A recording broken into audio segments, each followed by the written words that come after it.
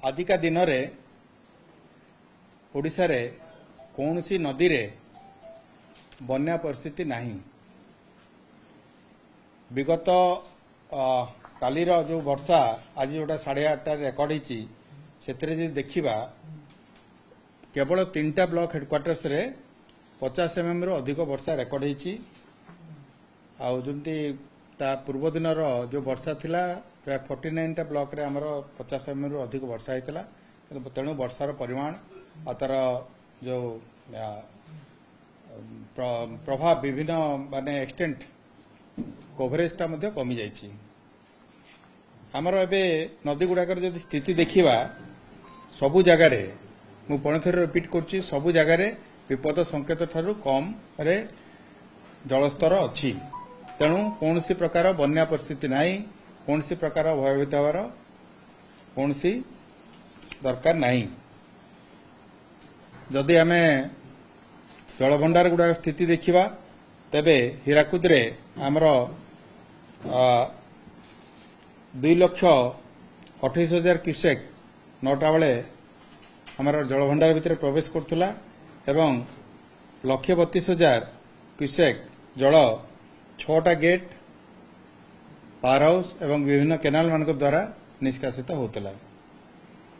आम रेंगाली रे जो देखा 855 क्यूमेक जलभंडार भीतर को प्रवेश करुच्ची एवं 703 क्यूमेक सेठू बाहरुची।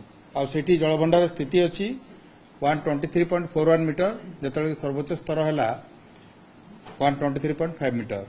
सेमती हीराकुदर 628.62 फीट हूँ 9टा बेलर जलस्तर और सेठी सर्वोच्च जलस्तर हूँ 630 फुट। तबे जेहेतु आम लघुचाप जनित कौन सी वर्षा विशेष वर्षा ही नहीं, तेणुक जलभंडार जिते गेट गुड़ाक अच्छी जो जगार आम सुविधा अच्छी आउ फर्दर जल गच्छित करहब से आम गेट गुड़ाक बंद कर देचु। एवं जदि देखिए आईएमडी रो फोरकास्ट तो आगामी दिन गुड़ाक कौन सी वर्षा देखु ना। तेणुक मोटामोटी भाव देखा गले स्थिति व्यापक सुधार होती। मुंडली रे मध्य जलस्तर 5,92,000 ह्रास पाइक धीरे धीरे ह्रास पाउची किछि दिन रहिबो एवं तापरे पुणी सामान्य हो स्थिति। तो यहाँ है मोटामोटी भाव में आपण बन्या परिस्थितिर सूचना। आउ जो कहले आपण आगामी जो लघुचापटार जिते तार विस्तृत विवरणी मिलिबो तापर आमे फर्दर आपण को अपडेट करिबो। सेटा आईएमडी तांकर फोरकास्ट करिवे। आईएमडी तांकर फोरकास्ट कला परे आमे हमर से बन्यार ये माने रेनफॉल रो मध्ये फोरकास्ट करिवे।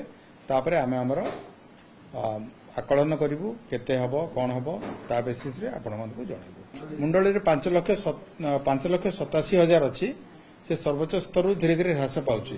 तेणु यार प्रभाव रे मध्ये शाखा नदी गुड़ाकरे जोटा बढ़ी माने बढ़िकी पुणी एगेन कमिबो। तेणु ये जेहेतु आउ बढ़ू ना मुंडली रे तेणु आशा करिबा जे जो शाखा नदी गुड़ाक अच्छी से सबु जगह सर्वोच्च स्तर से पाई नथिबे। किछि जगह जोटा दूर रे अच्छी से डेरी रे सर्वोच्च स्तर आसिक पुणी तापरे धीरे धीरे कमिबो। मुंडली जेहेतु बढ़ू ना अन्यठी आ विशेष बढ़ियार विशेष भाव में माने जलपतन ये तो बढ़िबो किंतु ता ऊपर को जीवनी जी जीवा कथा सेति जीवो तापर ह्रास पाइबो। भारतर एकमात्र परीक्षित बायोसार पृथ्वी प्रो माटी को रखे सुस्थ दिए नुआ जीवन। धान पनीपरिबा और डाली जातीय फसल पाई लाभदायक, अमल बढ़ाए रोग कमाए। आज ही जमी रे प्रयोग करंतु।